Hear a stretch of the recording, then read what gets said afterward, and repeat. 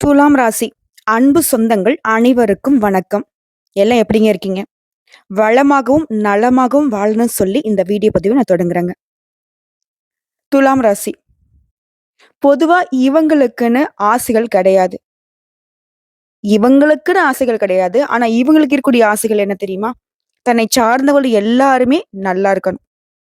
அவங்களுக்கு எல்லாமே கிடைக்கணும். அவங்க எல்லாரும் சந்தோஷமா இருந்தா தான் இவங்களுக்கு நிம்மதி. அப்பதான் இவங்களுக்கு தூக்கமே வரும். இப்படிப்பட்ட குணாதிசயம் கொண்ட துலாம் ராசிக்கு. சொல்லப்போனா அந்த கடல் கடந்து வெளிநாட்டுக்கு போயிட்டு, ஏதாவது ஒரு கூலி வேலை செய்தாவது, குடும்பத்த கௌரவமா வச்சுக்கணும். குடும்பத்துல இருக்கிறவங்க எல்லாரையும் சந்தோஷமா பார்த்துக்கணுங்கிறதுல துலாம் ராசிக்காரர்கள் தான் அதிகமா இருப்பாங்க. ஆனா இவங்க எங்க இருந்தாலும் சரிங்க, என்ன வேலை பார்த்தாலும் சரி, உயர்வான நிலையில இருந்தாலும் சரி, ஒண்ணுமே இல்லாம இருந்தாலும் சரி, உண்மையா இருப்பாங்க. உண்மை மட்டும் தான் நம்மள என்னைக்கும் காப்பாத்துங்கிறதுல உறுதியா இருக்கக்கூடியவங்க. தலைப்பு பார்த்திருப்பீங்க. மார்ச் 31 முடியறதுக்குள்ள துலாம் ராசிகளுடைய 8 பெரும் பிரச்சனைகள் முடிவுக்கு வரப்போகுது. 100% ரகசிய பதிவுன்னே சொல்லலாங்க. எல்லாமே மாறப்போகுது. அது என்ன மாரி ரகசியம்? அதாவது உங்கள பத்தின சில சூட்சமங்களும், இந்த பிரச்சனைகள சரியாகறதுக்கு நீங்க என்னென்ன செய்யணுங்கிறதும் ரகசியம் தானே. அதாவது உங்களுக்கு தெரியாத விஷயங்கள தெரிஞ்சுக்க போறீங்க. சரிங்களா? ஸோ அது என்ன ஏதுங்கிறத தெளிவா பார்க்கறதுக்கு முன்னாடி, துலாம் ராசிக்காரங்களே, அபிராமி அம்பிகையை வணங்கி இந்த வீடியோ பதிவு தொடங்கணும். இப்ப துலாம் ராசிகளுக்கு சகல சௌபாக்கியமும் கிடைக்கணும் இல்லையா? ஸோ உங்களால முடிஞ்சதுனாக்க, இந்த மந்திரத்த திரும்பி சொல்ல முடிஞ்சா சொல்லுங்க. இல்லன்னா, நான் சொல்றேன். சொல்றப்ப நீ இத காதுல கேட்கிறப்ப, அந்த அபிராமி அம்பிகை கிட்ட மனசார வேண்டுங்க. அபிராமி தாயே! எனக்கு சகல சௌபாக்கியத்தையும் கொடுத்து, என் வாழ்க்கைய சீர் செய்யுங்க அப்படின்னு வேண்டிக்கோங்க. புரியுதுங்களா? தனம் தரும், கல்வி தரும், ஒரு நாளும் தளர்வறியா மனம் தரும். தெய்வ வடிவம் தரும், நெஞ்சில் வஞ்சமில்லா இனம் தரும். நல்லன எல்லாம் தரும் அன்பர் என்பவர்க்கே கணம் தரும் பூங்குழலால் அபிராமி கடைக்கண்களே. புரிஞ்சுதுங்களா? இதை எடுத்து நமக்கு நெறைய விஷயங்கள் புரியவே மாட்டேங்குது. ஒரு சில விஷயங்கள்லாம் வந்து பார்த்தீங்கன்னாக்கா, கண்கட்டி வித்த மாரி இருக்குன்னு சொல்றவங்களுக்கு, இந்த மந்திரம் ஒரு மாற்றத்தை கொடுக்கும். சித்தியும் சித்தி தரும் தெய்வமுமாகத் திகழும் பராசக்தியும் சக்தி தாளைக்கும் சிவமும் தவம் முயல்வார். முத்தியும் முத்திக்கு வித்தும் வித்தாகி முளைத்தெழுந்த புத்தியும் புத்தியின் உள்ளே புறக்கும் புரைத்தையன்றே. அம்மா, நீ என்னென்னமோ சொல்ற, எனக்கு ஒண்ணும் புரியல. சரி, எங்களுக்காக நீ வேண்டிக்கோயேன். கண்டிப்பா. துலாம் ராசியோட வாழ்க்கை நிலையில இருக்கக்கூடிய எல்லா கஷ்டங்களும், கவலைகளும் மறைந்து, அவங்க மனசு போலவே அவங்களுடைய வாழ்க்கை நிலையை உயர்த்தி கொடுங்க அபிராமி தாயே. எல்லாம் ஓகேம்மா. எனக்கு இதெல்லாம் சொல்லத் தெரியாது. எனக்கு எதுவும் தெரியல. நான் இப்ப என்ன பண்ணட்டும் அப்டின்னா, ஓம் அபிராமி அம்பிகையே போற்றி போற்றி. இத மட்டும் சொல்லுங்க. ஏன்னா, தெய்வத்திற்கான மந்திரத்த விட, தெய்வத்துடைய நாமங்களே மந்திரம் தான். என்னம்மா எங்களுக்கு அபிராமி தாயவே ரெக்கமெண்ட் பண்ற அப்படின்னு கேட்டீங்கன்னா, ஆமாங்க. துலாம் ராசிகர்கள பொறுத்தவரைக்கும் அடுத்தடுத்து வரக்கூடிய நாட்கள்ல உங்களுக்கு ஒரு மாற்றம் வேணும், நல்ல முன்னேற்றம் வேணும், லாபம் வேணும், நிம்மதி வேணும்னு நினைக்கிறீங்களா? அபிராமி அம்பிகையை வழிபாடு செய்ய சகல சௌபாகியங்களும் உங்கள தேடி வரும். அதற்காக தான் அபிராமி அம்பிகையை வழிபாடு செய்யுங்கன்னு சொன்னேன். உங்களால முடிஞ்சதுனாக்க, அருகில் இருக்கக்கூடிய ஏதாவது அபிராமி அம்பிகையுடைய ஆலயத்துக்கு போயிட்டு வழிபாடு செஞ்சுட்டு வாங்க வெள்ளிக்கிழமையில. அப்படி இல்லங்கிறவங்க, அபிராமி அம்பிகையுடைய படத்த வீட்ல வாங்கி வச்சு, வெள்ளிக்கிழமையில அந்த தெய்வத்திற்கு மல்லிகை மலர்களால அலங்காரம் பண்ணி, தீபம் ஏற்றி வழிபாடு செய்யுங்க. நல்ல மாற்றத்தை உங்களுக்கு அருளிடுவார். சரிங்க. இப்போ எந்த தெய்வத்த நீங்க வழிபாடு செய்யணும், எப்படி வழிபாடு செய்யணுங்கிறத சொல்லியாச்சு. இப்ப துலாம் ராசிகளுக்கு அடுத்தடுத்து வரக்கூடிய நாட்கள்ல எந்தெந்த கிரகங்களுடைய அமைப்பின் காரணமா நல்லதொரு மாற்றம் ஆரம்பமாக போகுதுங்கிறத பார்க்கலாம். துலாம் ராசி. துலாம் ராசியில் இருக்கக்கூடிய சித்திரை நட்சத்திரம் 3ஆம் பாதம், 4ஆம் பாதம், சுவாதி நட்சத்திரம், விசாக நட்சத்திரம் 1ஆம் பாதம், 2ஆம் பாதம், 3ஆம் பாதம். உங்களுக்கு எல்லாருக்குமே இந்த பலன்கள் பொருத்தமாகும். துலாம் ராசியை பொறுத்தவரைக்கும் எத்தனையோ கோடான கோடி பேர் இருப்பாங்க. நாங்க எங்கேயோ பொறந்து, எங்கேயோ வளர்ந்து, ஏதோ ஒரு பேர்ல, ஏதோ ஒரு ஊர்ல வாழ்ந்துட்டு இருப்போம். எங்களுக்கு எப்படிம்மா நீ பலன் சொல்ல முடியும்னு கேட்டீங்கன்னாக்க, கட்டாயம் சொல்லலாங்க. பொது பலன்கள பொறுத்தவரைக்கும் கணிச்சு சொல்ல முடியும். ஏன்னா, துலாம் ராசியில எந்தெந்த கிரகங்கள் எங்கெங்க இருக்காங்க, இதை பொறுத்து. நவகிரகங்களுடைய அமைப்பு பொறுத்து தான் நமக்கு நல்லதும், கெட்டதும். அப்படி பார்க்கிறப்போ, துலாம் ராசிக்கு பஞ்சமஸ்தானத்துல நவகிரகங்களுடைய முதல்வன்னு சொல்லக்கூடிய சூரிய பகவான், அவர் கூடவே தொழில்காரகன்னு சொல்லக்கூடிய சனீஸ்வர பகவானும் சேர்ந்து இருக்கக்கூடிய அமைப்பு உங்களுக்கு சாதகமா, பாதகமா? அடுத்த ரண, ருண, ரோகஸ்தானத்த பொறுத்தவரைக்கும் புதன் பகவான், அவர் கூடவே உச்சபட்ச வாழ்க்கை தரக்கூடிய சுக்கிர பகவான், ரொம்ப மோசமான கிரகம்னு அடையாளப்படுத்தக்கூடிய ராகு பகவான். இவங்க 3 பேரோட கூட்டணி உங்களுக்கு சாதகமா, பாதகமா? அடுத்து அஷ்டமஸ்தானத்த பொறுத்தவரைக்கும் குரு பகவான். அடுத்து பாக்கியஸ்தானத்த பொறுத்தவரைக்கும் பூமிகாரகன்னு சொல்லக்கூடிய செவ்வாய் பகவான் இருக்காரு. அவரு ஆனா வக்ரகதியில வலம் வராரு. அடுத்து அயன, சயன, போகஸ்தானத்த பொறுத்தவரைக்கும் மோசமான கிரகம், நிழல் கிரகம், பாம்பு கிரகம்னு சொல்லக்கூடிய ராகு பகவானுடைய தம்பி கேது பகவான் வலம் வராரு. இத வச்சு உங்களுக்கு 8 பிரச்சனை சரியாகுதுன்னு சொன்னேன் இல்லையா? துலாம் ராசிகளுக்கு எல்லா பிரச்சனையும் ஓரளவுக்கு சமாளிச்சிடலாமா? இந்த உடல் ஆரோக்கியம்னு வரப்ப என்னால ஒண்ணுமே பண்ண முடியல. மாசக்கணக்கா படுத்துடுறேன். உண்மை. இல்லன்னு சொல்ல. மொத பிரச்சனையே உடல் ஆரோக்கியம் மேம்படுது. ஃபர்ஸ்ட் பிரச்சனை ஓவர். சோ இதனால எல்லாத்தையும் சமாளிக்க முடியும். 2வது பிரச்சனை. சொல்லி மாளல. வெளிய சொல்ல முடியாத கஷ்டம். கண்ணீரும், கம்பளையுமா நெறைய இடங்கள்ல யாருக்கும் தெரியாம அழுதுருக்கீங்க. கவலை. அந்த வீண் கவலைகள் உங்கள விட்டு மறையுது. 2வது விஷயம் சூப்பர். அடுத்து 3வது விஷயம். எத செஞ்சாலும் சரி. இன்னைக்கு நாளைக்குன்னு அப்படியே இழுபறி ஆகுறதும், முடிஞ்சு வர நேரத்துக்கு தடைப்பட்டு நிக்கிறதும். இப்படி இருந்த உங்களுடைய வேலை, அதாவது தடைப்பட்ட காரியங்கள் சாதகமாக நடந்து முடிய போகுது. 3வது விஷயம் சூப்பர். அடுத்து 4வது விஷயம். துலாம் ராசிக்கு கடந்த சில மாதங்களா, இல்ல ஒரு 2, 3 வருஷமாவே வந்து பார்த்தீங்கன்னா, கோர்ட்டு கேஸ்ன்னு சுத்திக்கிட்டு இருப்பீங்க. நீங்களும் பார்க்காத வக்கீல் இருக்காது, பார்க்காத ஆட்கள் இருக்காது. எங்கேயாச்சும் போய் என்னமோ ஒண்ணு பண்ணி அத முடிச்சுட்டு அடுத்த வேலைய பார்க்கலாம்னு நினைப்பீங்க. ஆனா அது வந்து இழுபறியிலே இருந்திருக்கும். அந்த கோர்ட்டு கேஸ் விவகாரங்கள் உங்களுக்கு சாதகமான நிலையில தீர்ப்பு வரப்போகுது. 4வது விஷயம் சூப்பர். அடுத்த 5வது விஷயம். சொந்தமா தொழில் செய்றோம், வியாபாரம் பார்க்குறோம். ஆண்களோ, பெண்களோ ஏதாவது துறைகள்ல ஏதாவது ஒரு வேலை பார்க்குறோம் இல்லையா? அது சம்பந்தப்பட்ட காரியங்கள்ல இருந்த தடைகள் விலகுது. தொழில், வியாபாரம், வேலை எல்லாமே உங்களுக்கு உற்சாகத்தை தரக்கூடிய வகையில இருக்க போகுது. அடுத்ததா 6வது விஷயம். எதுக்கெடுத்தாலும் நம்ம ஒரு வேலைய செஞ்சா அட்லீஸ்ட் ஒரு பொட்டி கடை வச்சாவது பொழச்சுக்கலான்னு ஒண்ணு தொடங்குவோம். அப்பன்னு பார்த்து போட்டி வரும். சோ இந்த மாரி போட்டிகளாலவே ரொம்ப மனமுடிஞ்சு போன உங்களுக்கு போட்டிகள் குறையுது. எதிரிகள்லாம் உங்ககிட்ட மோத முடியாம, உங்களுடைய உயர்வ புரிஞ்சுகிட்டு ஒதுங்கி நிப்பாங்க. ஓகேங்களா? அடுத்தது 7வது. புதிய ஆர்டர்கள் பெறுவதில இருந்த தடைகள் நீங்குது. சொத்து சம்பந்தப்பட்ட பிரச்சனைகள் கூட உங்களுக்கு சாதகமான தீர்ப்பு கிடைக்குது. மூதாதையருடைய சொத்துக்கள் உங்க கைக்கு வந்து சேருது. அடுத்ததா 8வது விஷயம். 8வது பிரச்சனை. உத்தியோகத்துல இருக்கிறவங்களுக்கு அலுவலகம் தொடர்பான அலைச்சல், அலுவலகம் தொடர்பான நெருக்கடி எல்லாமே மறையுதுங்க. உத்தியோக பணிகள் இருக்கிறவங்க தனியார் துறையோ, அரசாங்க துறையோ, ஆண்களோ, பெண்களோ. நல்லா படிக்கலாமா? கூலி வேலை பார்த்துட்டு இருக்கேன். ஒருத்தர் கீழ கை நீட்டி சம்பளம் வாங்கிட்டு இருக்கேன் அப்படின்றீங்களா? உங்களுக்கும் அலைச்சல்கள் மறையுது. வருமானம் பெருகுது. சரிங்களா? சோ இப்போ வரைக்கும் சொன்னது ஓகே. அடுத்து குடும்பம். துலாம் ராசியை பொறுத்தவரைக்கும் குடும்பம் தான் உசுரு.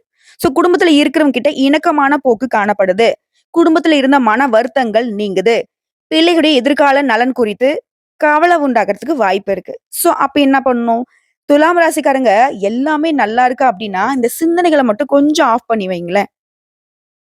ஓகேங்களா? இப்போ சதா நேரமும் ஃபோன் யூஸ் பண்ணா அந்த ஃபோன் என்ன ஆகும்?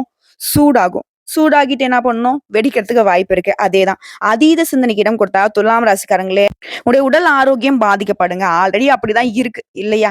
அத இன்னும் கொஞ்சம் மோசப்படுத்திக்காதீங்க. தேவையில்லாத சிந்தனைக்கு இடம் கொடுக்காதீங்க. அடுத்து பெண்கள பொறுத்தவரைக்கும், உங்களுடைய திறமையான செயல்பாடுகள் மூலம் எடுத்த காரியங்கள் எல்லாமே சாதகமாக நடந்து முடிய போகுது. அடுத்து கலைத்துறையில இருக்கிறீங்க அப்படின்னாக்க எல்லா நன்மைகளையுமே தங்கு தடையில்லாம அடைய போறீங்க. அடுத்து அரசியல்வாதிகளை பொறுத்தவரைக்கும் புதிய ஒப்பந்தங்கள் கை கொடுக்கும். எந்த கொள்முதலையுமே தயக்கமின்றி செய்யலாம்.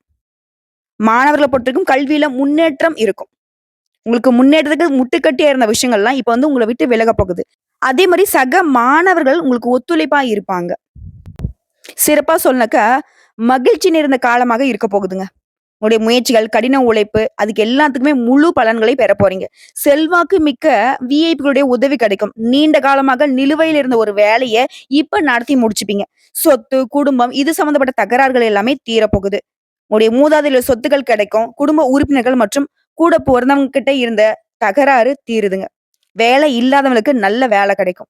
அதே மாரி வேலை பார்த்துட்டு இருக்கீங்க அப்படின்னாக்கா, உங்களுடைய நிதி நிலைமையில முன்னேற்றம் உண்டு. அதாங்க சம்பள உயர்வு கிடைக்கிறது, பதவி உயர்வு கிடைக்கிறது.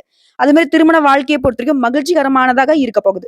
திருமணத்துக்கு வரன் பார்த்துட்டு இருக்கமா, ரொம்ப நாளா ஆச்சு. தடப்பட்டுக்கிட்டே வருதுன்றீங்களா? திருமணம் கைகூடி வரும். அதே மாரி குழந்தை பாக்கியத்துக்காக ஏங்கக்கூடிய அன்பர்களுக்கும் குழந்தை பாக்கியத்துக்கான வாய்ப்பு இருக்கு. இத தாண்டி இன்னும் விரிவா பேசலாமா? தர்ம, அதர்மங்களுக்கு ஏற்ப பலன் தரக்கூடிய சுக்கிர பகவானை அதிபதியா கொண்ட துலாம் ராசி அன்பர்களே. உங்க ராசிக்கு 5ஆம் இடத்துல சூரிய பகவான் உட்கார்ந்திருக்காரு. இதனால காரிய தடைகளை தாண்டி வருவீங்க. மறைமுக எதிர்ப்புகள கூட வெற்றிகரமா முறியடிப்பீங்க. இவரை அடுத்து சந்திர பகவானுடைய சஞ்சாரம் உங்களுக்கு சாதகமா இல்ல. அத கொஞ்சம் கரெக்ட் பண்ணணும்னா, சிவபெருமான திங்கட்கிழமைகள்ல வழிபாடு செய்யணும். எப்படி வழிபாடு செய்யணும்? சிவபெருமானுக்கும், நந்தி தேவருக்கும் மாலையிட்டு வழிபாடு செய்யணும். சிவபெருமானுக்கு வில்வ மாலையும், நந்தி தேவருக்கு அருகம்புல் மாலையும் சாற்றி வழிபாடு செய்ய, இந்த சந்திர பகவானுடைய சஞ்சாரம் உங்களுக்கு சாதகமாக மாறும். அடுத்து செவ்வாய் பகவான். செவ்வாய் பகவான பொறுத்தவரைக்கும் உங்க ராசிக்கு 9ஆம் இடத்துல இருக்காரு. இவர பொறுத்தவரைக்கும் நம்மகிட்ட ஒரு கைப்பிடி மண் இருக்குனாலும் இவருடைய அனுகிரகம் தேவை. இவரால நண்பர்களும் விரோதியா மாறதுக்கு வாய்ப்பு இருக்கு. தேவையில்லாத பொருள் செலவுகள், அலைச்சல்கள் உருவாக்குறதுக்கும் வாய்ப்பு இருக்கு. வியாபாரத்திலயும் இவர் வந்துட்டு பாதிப்பை ஏற்படுத்துறதுக்கு வாய்ப்பு இருக்கு. சோ இவர சரி கட்டணும்னா என்ன பண்ணணும்? ஒவ்வொரு செவ்வாய்க்கிழமையும் செவ்வரளி மாலையிட்டு முருகப்பெருமானை வழிபாடு செய்ய, குறிப்பா 6 தீபங்கள் ஏற்றி அந்த ஆறுமுகனை வழிபாடு செய்ய உங்களுக்கு ஏறுமுகம் தாங்க. அடுத்ததா புதன் பகவான். உங்க ஜாதகத்துல 6ஆம் வீட்ல உட்கார்ந்திருக்காரு. இப்போ இவரால உறவுக்காரங்கிட்ட ஆதரவு ஓரளவுக்கு தான் இருக்கும். இப்ப என்ன பண்ணணும்? உறவுக்காரங்கிட்ட பழக்கவழக்கத்திலயும் சரி, உறவுக்காரனுடைய வருகையின் போதும் சரி, கொஞ்சம் கவனமா இருக்கணும். ஏன்னா, அவர்களுடைய செயல்பாடு நமக்கு ஏமாற்றத்தையும், பொருள் இழப்பையும் ஏற்படுறதுக்கு வாய்ப்பு இருக்கு. சோ புதன் பகவான சரி செய்யணும்னா என்ன பண்ணணும்? பெருமாள வழிபாடு செய்யணும். துளசி மாலையிட்டு ஒவ்வொரு புதன்கிழமையும் பெருமாளுக்கு வழிபாடு முடிச்சுட்டு, அங்க குடுக்கக்கூடிய துளசி தீர்த்தத்த அருந்தணும். வீடு முழுக்க அந்த தீர்த்தத்த தெளிச்சு விடுங்க. அடுத்து குரு பகவான். உங்க ராசிக்கு 8ஆம் வீட்ல இருக்காரு.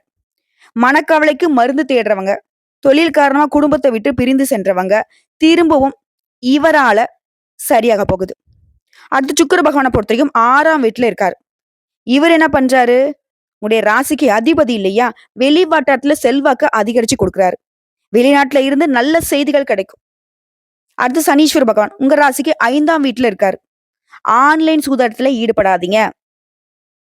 இவரால வந்து பாத்தீங்கன்னா, மகிழ்ச்சியும் இருக்கும், வருத்தமும் இருக்கும். சோ சனீஸ்வர பகவான சரி கட்டணும்னாக்கா, கட்டாயம் இவர நீங்க வழிபாடு செஞ்சு தான் ஆகணும். ஒவ்வொரு சனிக்கிழமையும் நல்லெண்ணெய் தீபம் ஏற்றி வழிபாடு செய்யணும். அடுத்து ராகு பகவான்.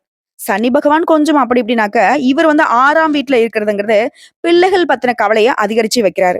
இவரை தொடர்ந்து இவரோட தம்பி கேது பகவான் 1ஆம் இடத்துல இருக்காரு. மேல் அதிகாரிகள அனுசரிச்சு நடந்துக்கோங்க. சின்ன சின்ன விபத்துகள் ஏற்படுறதுக்கு வாய்ப்பு இருக்கு.